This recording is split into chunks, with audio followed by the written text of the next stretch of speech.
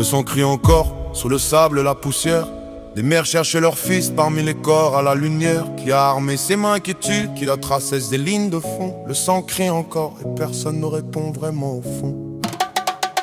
D'un bout à l'autre du continent, adhère à des accents différents. Mais la mort c'est la même liturgie, les larmes les mêmes tourments. Des enfants soldats, on leur met une arme qui pèse moins qu'un cartable. Et on leur dit de tuer leurs voisins, c'est ça le monde insensable. Les groupes armés se financent avec nos minerais volés dans les entrailles. Et les acheteurs sont souvent loin d'ici, derrière leurs propres murailles. Le cycle est simple, achète les armes avec les ressources pillées.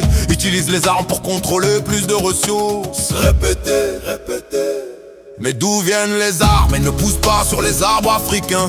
Elles viennent de manufactures étrangères, c'est l'un des grands refrains. Le marché mondial des armements, des milliers de milliards annuels. L'Afrique en conflit est un marché comme un autre pour les professionnels. Des sociétés militaires privées débarquent pour la sécurité, dit-on. Mais elles repartent avec des concessions minières et des positions. Des bases militaires étrangères sur notre sol, elles ne sont pas là pour nous, elles sont là pour leurs intérêts géopolitiques. Le reste c'est du flou. Mais ne réduisons pas tout à l'étranger, nous avons aussi nos responsabilités. Les grillés anciens ont résolu les frontières tracées sans nos volontés. Un continent découpé au couteau et à la règle. Il y a plus d'un siècle sans un seul Africain dans la salle. Voilà le péché originel du siècle. Des peuples séparés entre 5 pays, des familles divisées entre 6 États. Des communautés forcées dans des nations qu'elles n'ont pas choisies. Et là, ces violences ont des racines profondes qu'on n'a jamais vraiment traitées. Et tant qu'on ne les soigne pas, les crises reviennent annoncées.